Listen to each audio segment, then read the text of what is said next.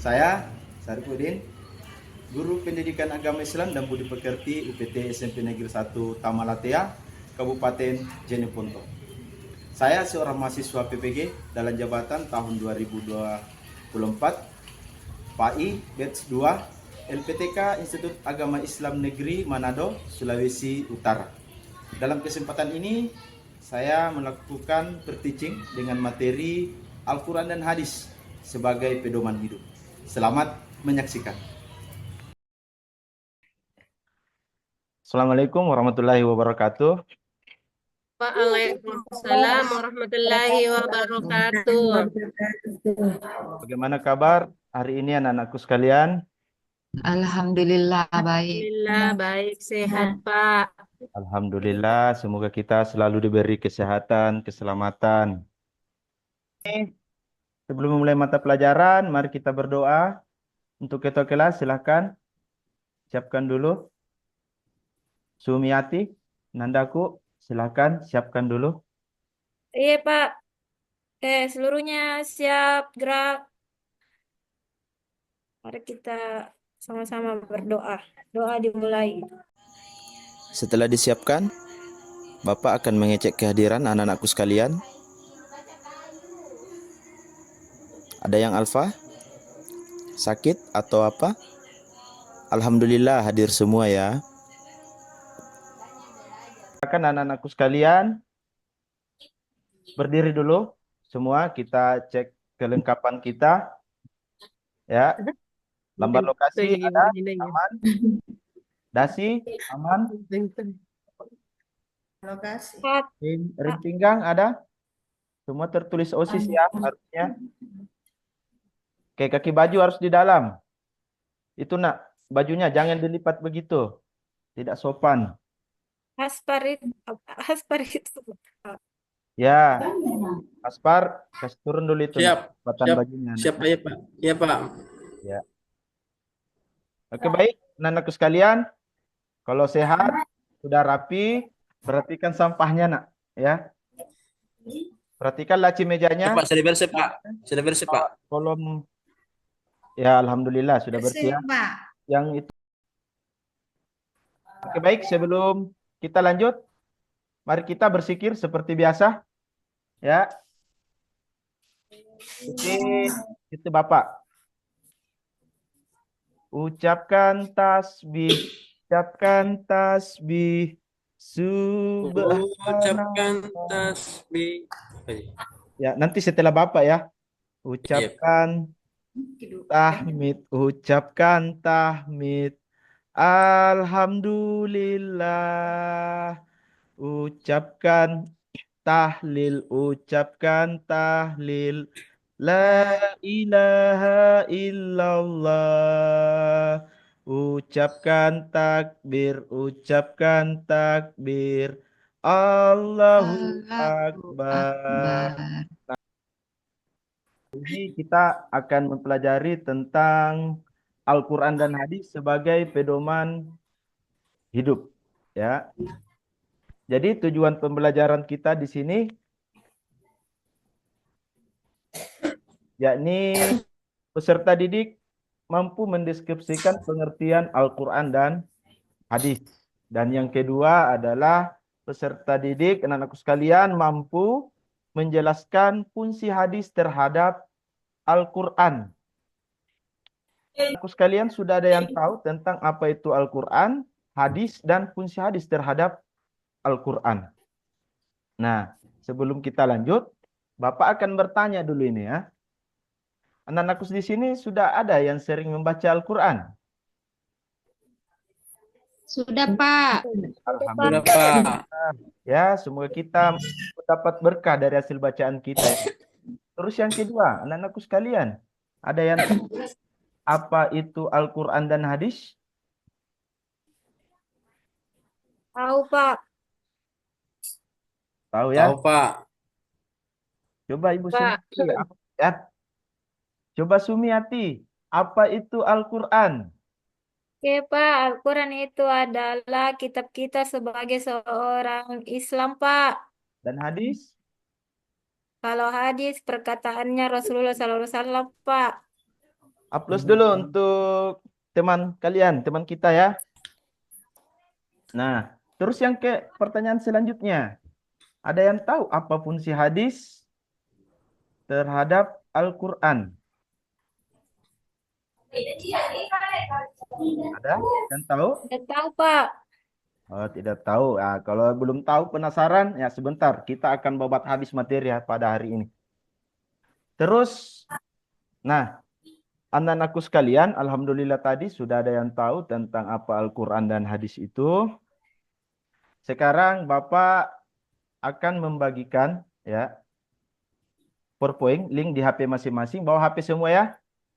Ada linknya akan saya bagikan. Yang tidak bawa HP, silakan perhatikan layarnya di depan ya. Perhatikan layar. Dalam kesempatan ini kita akan mempelajari tentang Al-Quran dan Sunnah sebagai pedoman hidup. Nah, anak-anakku sekalian, ini ada bahan bacaan. Mari kita membaca bersama ya. Mari bertafakur. Anak-anakku sekalian tentunya sudah tahu bahwa Allah Subhanahu wa Ta'ala mengutus para nabi dan rasulnya ke permukaan bumi ini ya. Mereka bertugas membimbing umatnya ke jalan yang benar agar selamat dunia dan akhirat. Rasulullah Shallallahu Alaihi Wasallam adalah rasul terakhir dan Islam sebagai agama yang dibawanya merupakan ajaran dan petunjuk paling lurus dan benar. Semua ajaran tersebut terdapat pada Al-Quran dan hadis. Jadi anak-anakku sekalian perlu paham bahwasanya Al-Quran diturunkan kepada Nabi Muhammad SAW sebagai sumber ajaran umatnya. Dan hadis itu adalah pelengkap, ya, sebagai penjelas.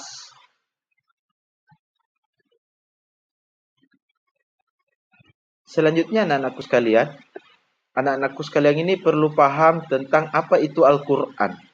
Ya. Al-Quran secara bahasa berarti bacaan yang diambil dari kata qara.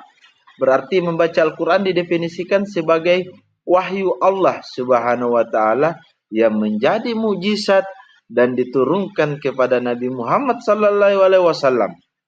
Al-Quran dituliskan sebagai mushaf, diriwayatkan secara mutawatir, dan membaca Al-Quran itu bernilai ibadah. Ya, tulisan Al-Quran di dalamnya berbahasa Arab dan tertulis pada mushaf itu mulai dari surah Al-Fatihah dan surah An-Nas. Anak-anakku perlu paham bahwasanya setiap bacaan Al-Quran itu bernilai ibadah. Jadi barang siapa yang membacanya akan mendapat berkah dari hasil bacaannya. Dan yang kedua itu, apa itu hadis? Hadis adalah sumber hukum yang kedua setelah Al-Quran. Orang yang beriman kepada Al-Quran sebagai sumber hukum Islam juga harus percaya pada hadis sebagai sumber hukum Islam. Terdapat ragam kata yang hampir sama di dalam hadis.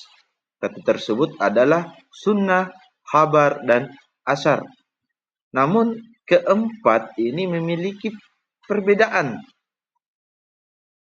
Ya, walaupun juga memiliki kesamaan. Seperti di sini dijelaskan bahwasanya ragam kata yang bersama dengan hadis. Ada sunnah, ya. Sunnah ini dikatakan adalah semua yang bersumber dari Nabi Muhammad SAW, baik itu perkataan, perbuatan, dan takrir, serta tabiat, budi pekerti atau perjalanan hidupnya. Itu dikatakan sunnah. Ya. Dan selanjutnya hadis.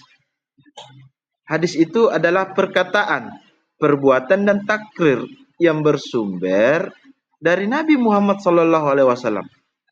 Bahkan ada pula ulama yang menyamakan sunnah dengan hadis. Dan yang selanjutnya adalah khabar. Khabar juga adalah sesuatu yang berasal dan disandarkan kepada Nabi Muhammad sallallahu alaihi wasallam. Terus yang keempat ini adalah atshar. Atshar ini adalah semua yang disandarkan atau bersumber dari sahabat Nabi, ya, atau tabi'in.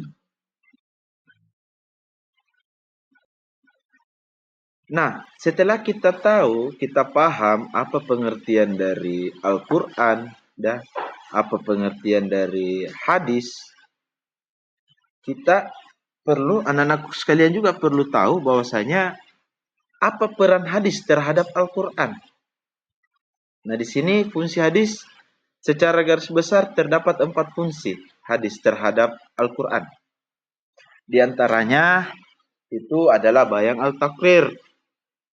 Bayang al-takrir ini disebut juga dengan bayang al-ta'kid dan bayang al-isbat. Bayang al-takrir adalah menetapkan dan memperkuat apa yang telah diterangkan di dalam Al-Quran. Nah, fungsi hadis ini adalah memperkokoh isi kandungan Al-Quran, memperkuat. Dan selanjutnya bayang al-tafsir. Nah, ini juga fungsi hadis terhadap Al-Quran, ya. Dikatakan di sini bahwasanya bayang al-tafsir adalah penjelasan terhadap ayat-ayat yang memerlukan perincian atau penjelasan lebih lanjut, seperti pada ayat mujmal atau umum atau global, mutlak dan tidak mempunyai batasan, dan am atau umum. Sehingga fungsi hadis ini adalah memberikan perincian, ya, atau penafsiran terhadap ayat-ayat yang masih mutlak dan memberikan taksis, penghususan terhadap ayat-ayat yang masih umum. Dan selanjutnya fungsi hadis terhadap Al-Quran ini adalah bayang al-tasri. Bayang al-tasri adalah memberikan kepastian hukum Islam yang tidak ada di dalam Al-Quran. Biasanya Al-Quran hanya menerangkan pokok-pokoknya saja. Contohnya zakat fitrah. Terus yang selanjutnya yaitu bayang al-nash. Nah, secara bahasa berarti membatalkan, nas, ya, menghilangkan, memindahkan, dan mengubah, membatalkan ketentuan terdahulu demi ketentuan baru yang lebih maslahat. Nah, anak-anakku sekalian, dari perang hadis ini, keempat perang hadis ini, mereka semua memiliki fungsi masing-masing. Ya. Oke, anak-anakku sekalian, setelah melihat, ya, di layar sama di HP anak-anakku sekalian, Bapak akan membagi kelompoknya sesuai angket yang telah diisi. Oke, Hardianti, Bahrudin, Basmiati masuk di kelompok visual, ya. Kelompok 1. Terus, Ya, Pak. ya, terus Taufar, Hendrawati, dan Murni itu masuk ke kelompok auditori atau kelompok 2. Iya, Pak. Terus Rinawati sama Sumiati itu masuk di kinestetik. Oke, setelah saya bagi kelompok anak-anakku sekalian, sudah belajar, sudah melakukan pengamatan, Bapak akan memberikan LKPD dan materi ajar untuk hari ini. Selain dari video tadi, ambil materi ajarnya anak-anakku sekalian. Iya, sudah, Pak. Ya, ada materi ajarnya, nak. Al-Quran dan hadis sebagai pedoman hidup. Terus ada linknya. Jadi klik linknya saja. Itu sudah tampil di layarnya tentang materi ajar tentang Al-Quran dan hadis. Setelah membaca materi ajar, anak-anakku sekalian, silakan.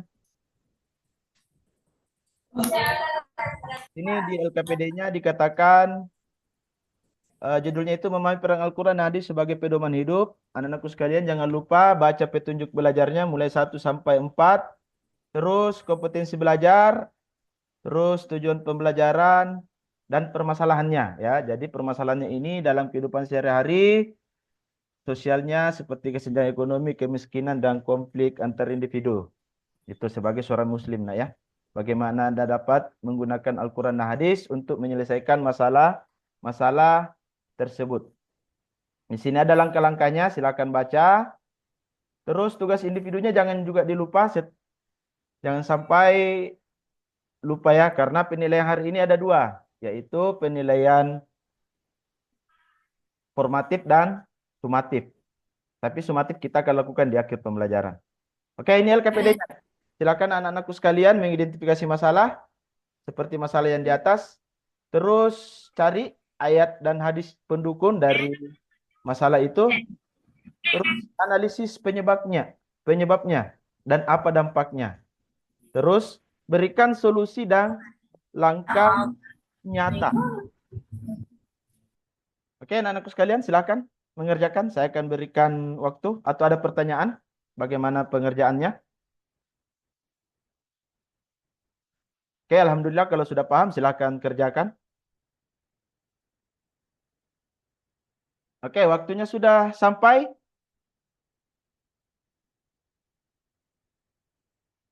Atau ada yang belum selesai? Kalau ada yang belum selesai, apa kesulitannya nak? Silakan bertanya sama Bapak atau bertanya sama temannya di sebelahnya ya. Sudah selesai semua, Pak. Alhamdulillah. Ya. Baik, kita mulai dari kelompok 1 dulu. Kelompok visual. Silakan presentasikan hasil belajarnya.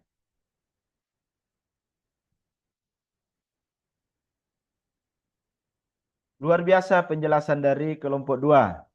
Ya, silakan nak, moderator. Sempat ada teman yang ingin dipertanyakan. Baik, kelompok 2.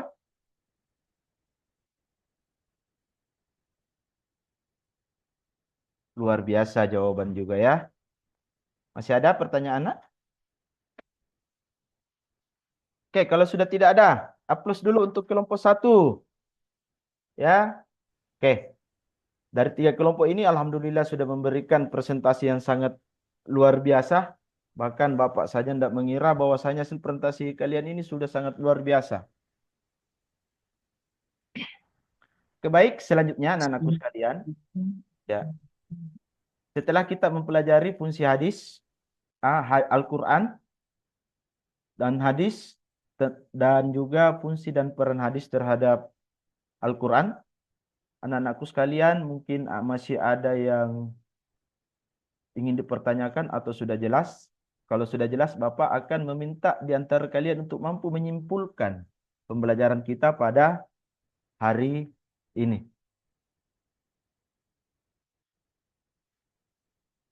Baik, silahkan nak. Coba Ibu Sumiati.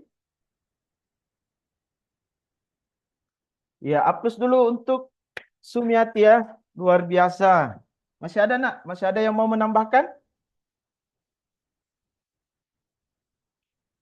Ya, silakan. Haspar.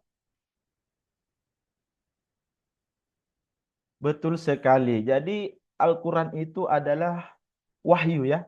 Wahyu yang diturunkan kepada Nabi Muhammad Sallallahu Alaihi Wasallam sebagai sumber ajaran umat Islam. Ya. Baik, anak-anakku sekalian, silakan LKPD-nya dikumpul ke depan. Sudah, Pak, sudah. Sudah. Ini kelompok 2 ini masih ada nama temannya, ini sudah ditulis ini. Ya. Atas nama siapa, Pak? Ini kelompok 2 ini Ibasmiati ini yang tidak ada ini. Ya, sudah lengkap ya, isi dulu ini nak ya. Oke, alhamdulillah.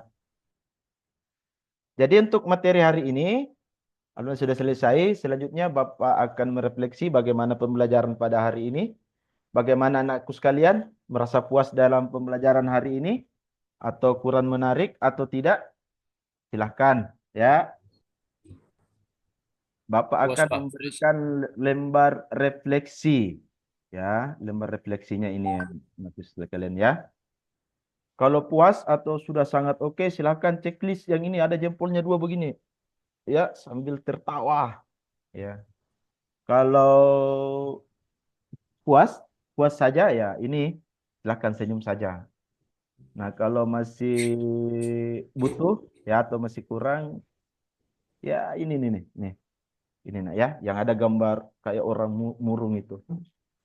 Terus kalau tidak tersampaikan, ini menangis atau masih bingung, ada juga ini checklist. Terus ada di sini ada isian, silakan isi ya apa yang sudah kamu pelajari dan apa yang kamu kuasai dari materi ini. Terus bagian apa yang belum kamu kuasai. Oke, setelah diisi silakan kumpul ke depan. Pelajaran pada hari ini mudah-mudahan anakku sekalian sudah begitu paham tentang Al-Quran dan hadis dan apa peran hadis. Sebagaimana dikatakan Al-Quran itu adalah wahyu Allah atau kalam Allah ya, dan hadis itu adalah sumber hukum kedua. Sumber hukum kedua setelah Al-Quran dan fungsi hadis. Ada 4 fungsi tadi nah ya. Itu mudah-mudahan anakku sekalian sudah paham.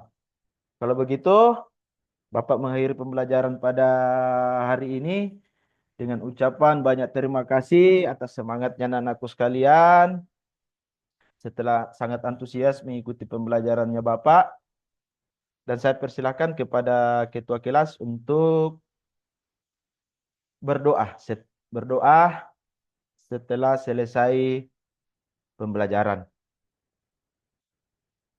Baik, ketua kelas silakan. Tumi, siapkan dulu nak. Kita berdoa sebelum Bapak keluar.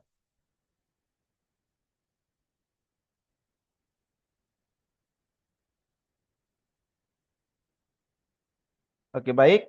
Assalamualaikum warahmatullahi wabarakatuh. Waalaikumsalam Waalaikumsalam warahmatullahi wabarakatuh.